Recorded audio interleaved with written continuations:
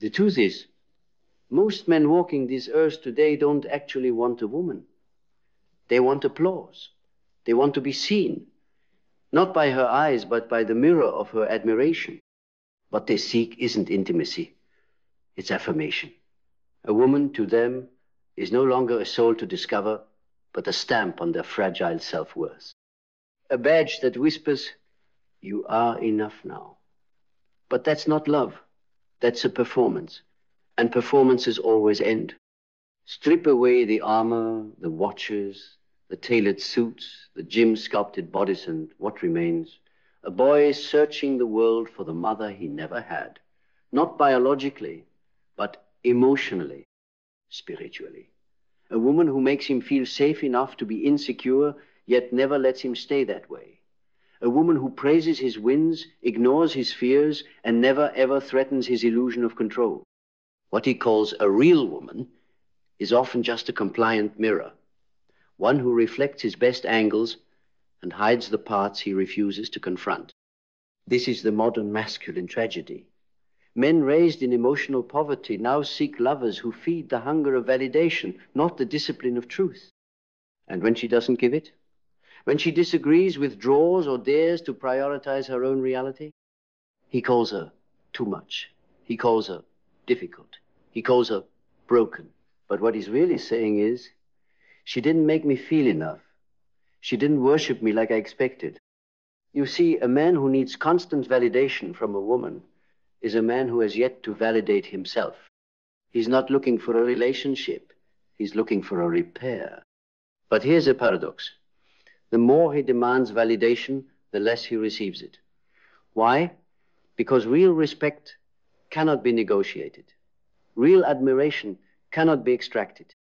It flows only to those who do not depend on it. The moment he chases it, it flees. Carl Jung once said, "The most terrifying thing is to accept oneself completely." Most men never do. Instead, they look outward, toward women, toward money, toward symbols. Not to build, but to fill the void they refuse to name, to silence the echo of an unlived life. What does that void say? You are not the man you pretend to be. And that voice terrifies him. So he finds a woman, not because he sees her, but because she doesn't yet see him. She sees the mask, and she loves it. And for a moment, he believes it's real. He believes he is what she thinks he is, until she gets too close, until she sees behind the mask. And then she becomes a threat. Not because he changed, but because she saw. This is the point where most relationships collapse.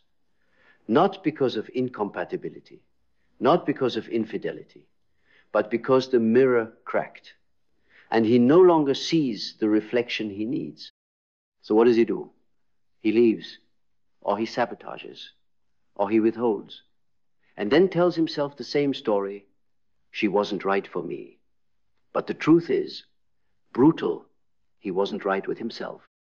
Men who do not face their shadow will always fear women who reflect it. And here's the great twist of fate. The very women who could help him grow, the ones who challenge him, question him, awaken him, marry, the ones he pushes away the fastest, not because he doesn't feel something, but because he feels too much. Too much truth, too much vulnerability, too much confrontation with the self he buried long ago. So he returns to the comfort of the performance, to the women who need fixing, to the girls who praise him just for showing up. And he calls it love. But it's not love. It's ego addiction. And yet, beneath all of it, he knows. He knows what he's doing. Maybe not consciously, maybe not in words, but his soul knows. And it aches. It aches in the silence between hookups, in the emptiness after sex, in the hollowness of admiration that fades the moment she turns away. It aches because it remembers something deeper. It remembers truth. It remembers purpose. It remembers love not as a drug, but as a discipline. And that's what no one tells him. Love is not validation. It is confrontation. The right woman won't just admire your strengths, she'll expose your blind spots. She'll call you out, not to diminish you, but to invite you into your own wholeness, into your real masculinity, not the kind you perform, but the kind you embody. And most men are not ready for that, because that kind of love demands a death. The death of ego, the death of the persona, the death of the story that says, I am only worthy when she praises me. True masculinity begins when you no longer need her applause to feel like a man. It begins when you validate yourself, not through status, not through conquest, but through clarity, through responsibility, through the courage to sit with your own shadow and say, this too is me. That is the man she truly respects. Not the one who chases her to avoid himself, but the one who walks with himself so fully that her presence is not an escape, but an addition, not a cure, a companion. And here's the final truth. When you stop needing a woman to validate you, that's when you finally become capable of loving one. Not because she completes you, but because you've already completed yourself. And that is where everything begins to shift. Because once he stops needing her to be his mirror, he starts seeing her as a window into another universe, not one that orbits his insecurities, but one that exists in its own right. He stops asking, does she make me feel like a man? And starts asking, can I hold space for her humanity while staying rooted in my own? Now, he is no longer a beggar at the gates of approval. He becomes a presence, a force, not domineering, not performative, but grounded, subtle. A man who no longer needs to dominate the room to be respected. A man whose silence has weight, because it isn't empty, it's filled with understanding. This is the transformation Jung hinted at when he said, one does not become enlightened by imagining figures of light, but by making the darkness conscious. Most men want the figure of light, the ideal woman, the perfect partner, the goddess who validates their self-worth. But they refuse to confront the shadow, the parts of themselves that still believe, I am not lovable unless I'm winning. I am not enough unless I'm needed. I have no value unless I'm wanted. These beliefs are not masculine. They are wounds. And wounds left untreated become manipulation. Not always out of malice, but out of desperation. That's why men chase attention under the guise of romance. That's why they collect women like trophies, but feel emptier after each conquest. That's why they confuse lust for intimacy and obedience for love. Because they are not trying to connect. They are trying to fix something internal, something ancient. The boy who never felt chosen now needs every woman to choose him. But here's the paradox. The more he seeks that feeling from others, the more he gives away his power. He becomes a slave to her opinion, her mood, her reaction. He becomes reactive, not sovereign. Controlled, not in control. This is what modern culture doesn't teach you. That real power isn't loud, it isn't aggressive, it isn't dominance dressed in confidence. Real power is stability, it's presence, it's the calm that doesn't flinch when misunderstood. It's the man who can be doubted, rejected, unloved, still choose to love himself. This is not narcissism. This is spiritual maturity.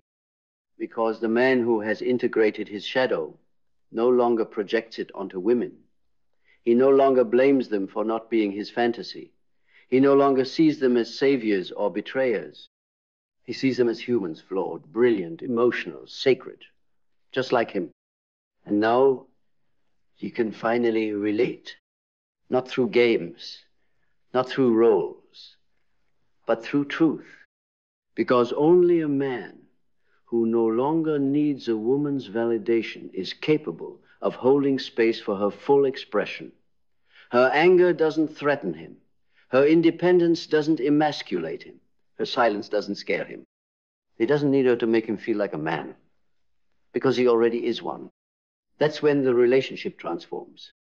It becomes something neither of them have ever truly known. Not a transaction, not a performance, but a union. Not one of dependency, but of wholeness. They don't complete each other. They amplify each other. And when conflict arises us, it always will. He doesn't retreat into the role of the victim. He doesn't weaponize her vulnerability. He doesn't punish her for not feeding his ego. Instead, he listens, not just to her words, but to what is beneath them. He doesn't try to win. He tries to understand.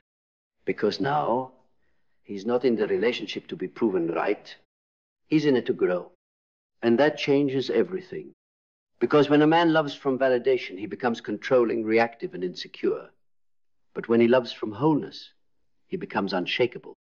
He doesn't need to possess her. He chooses her.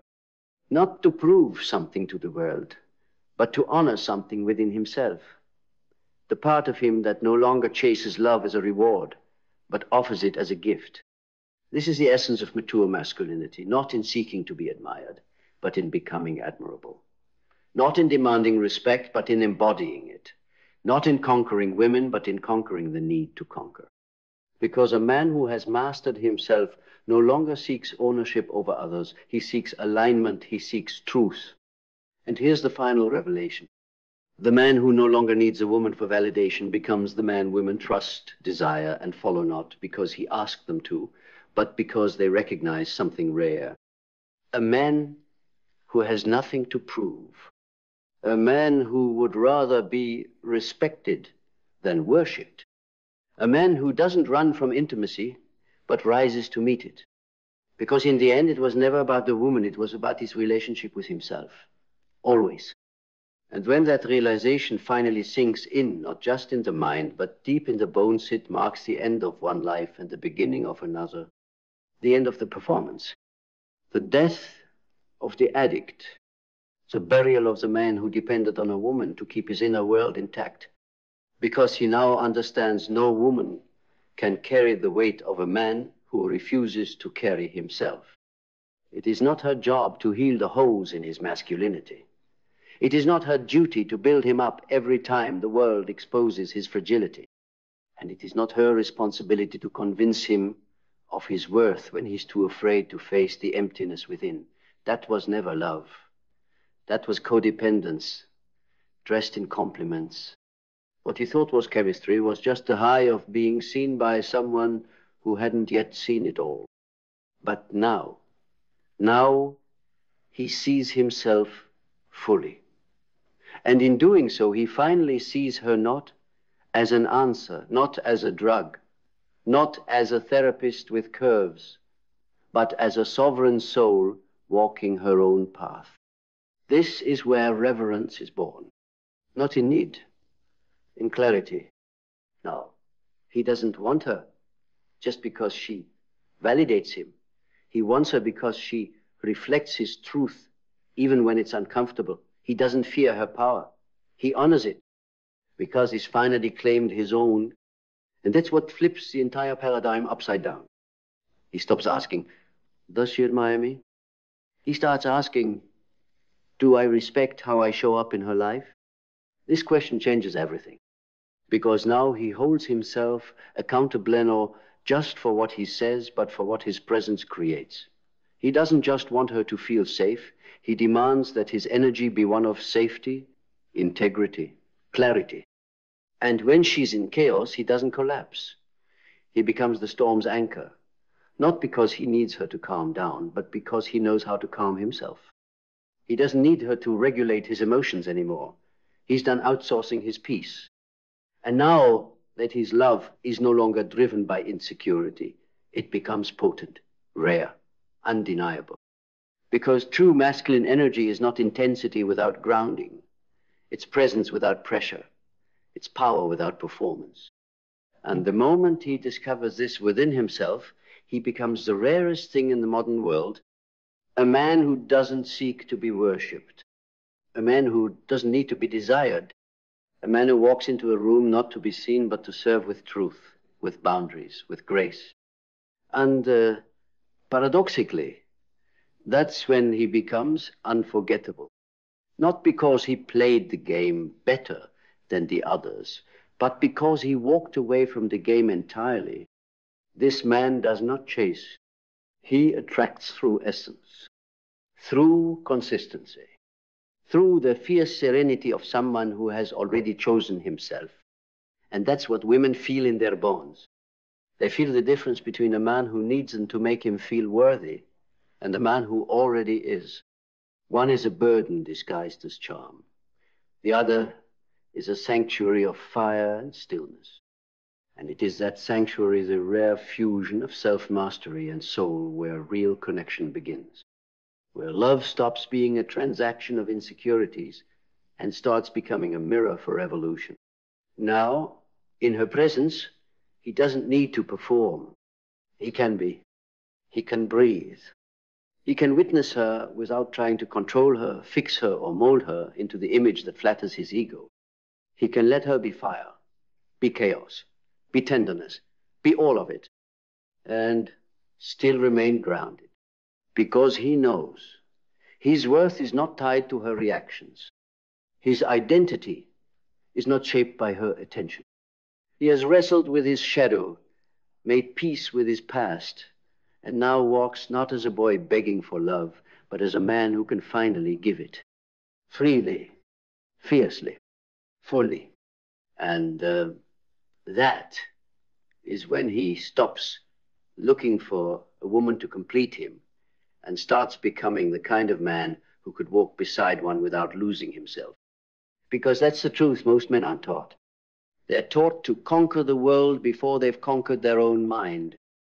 They're taught to impress her, chase her, seduce her, but not to build an identity that doesn't collapse the moment she walks away.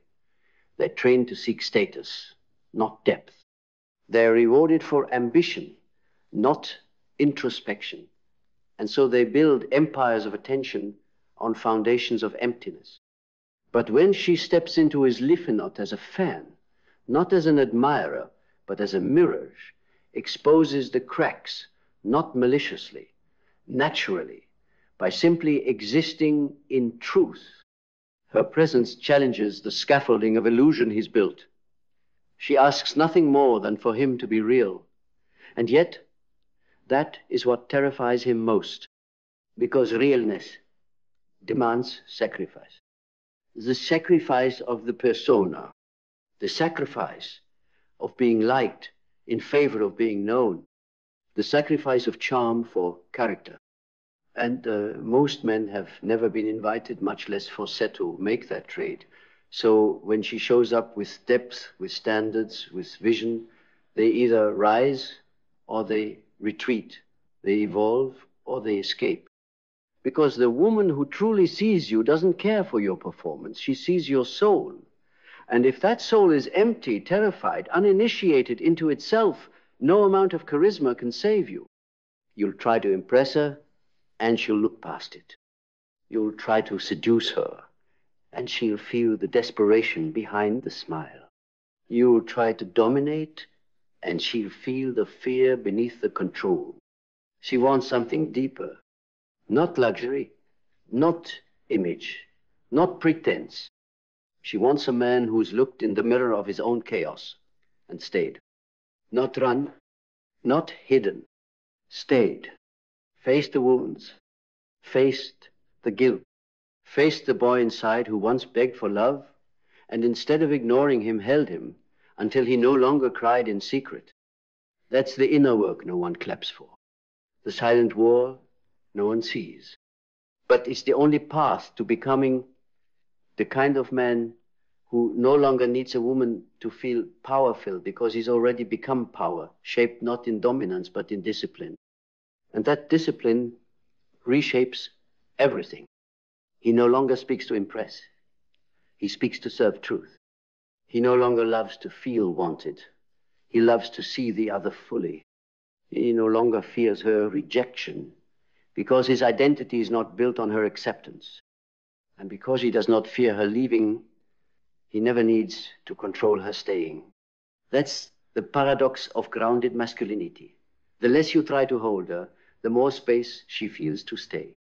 Because nothing is more attractive to a woman rooted in her own wholeness than a man who meets her there not from need, but from presence. And this is where relationships stop being stories of rescue and become portals of evolution. Now, both man and woman come together not to fill each other's emptiness, but to build something greater than either of them could alone. Not from illusion, but from initiation. Not from fantasy, but from fire. This is what love becomes when he no longer seeks validation from her. It becomes devotion, not to her image, but to her truth. Not to her role, but to her soul. And in that devotion, he finds something he could never grasp, while still chasing praise, peace. Not the peace of comfort, but the peace of alignment, of no longer living in a lie, of no longer performing a version of masculinity crafted in fear. He stands now as something rarer than strong. He stands as whole. And in his wholeness, he becomes a lighthouse not because he shines for attention, but because he stands unshaken in the storm. Not even for her, but for himself. And that is when the game ends and life finally begins. So here we are, at the threshold, not of her heart, but of your own becoming. Because this was never about her. It was never about winning her, keeping her, reading her texts like scripture, or decoding her moods like riddles sent from the gods. It was never about the high of being desired or the low of being ignored. It was about the part of you that still believed her love could save you from yourself. But now you know better. You know that no woman, no matter how beautiful, how nurturing, how devoted, can heal the wound you refuse to face. You know that validation bought with charm is a debt that will always come due. You know that attention is not affection, and performance is not power.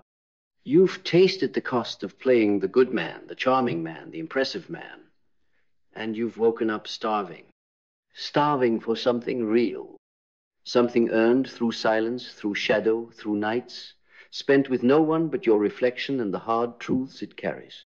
And this is the final rite of passage, not to ascend, but to descend into the roots of your own soul, to burn every script that told you your worth was defined by her gaze, to strip away every layer that was never you, every mask worn to survive, every act performed to be loved, every shallow echo of strength that trembled in the face of truth.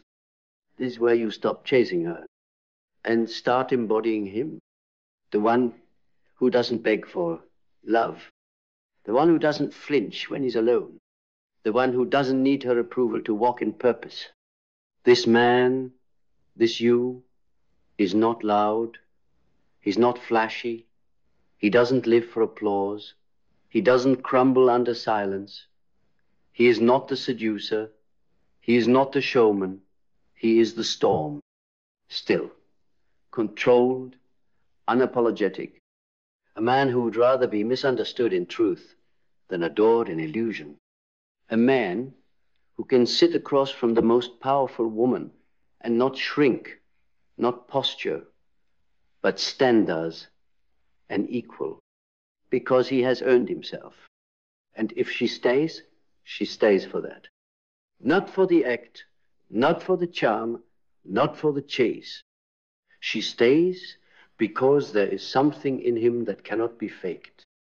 A rootedness, a gravity, a quiet fire that asks for nothing, but makes everything possible. So, to every man watching this, stop asking how to get her.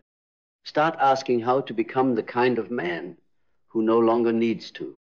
Because the moment you stop seeking validation from women is the moment you become the man who doesn't just attract one, you inspire one, you elevate one, you meet her not in fantasy, but in fire. And in that fire, real love begins.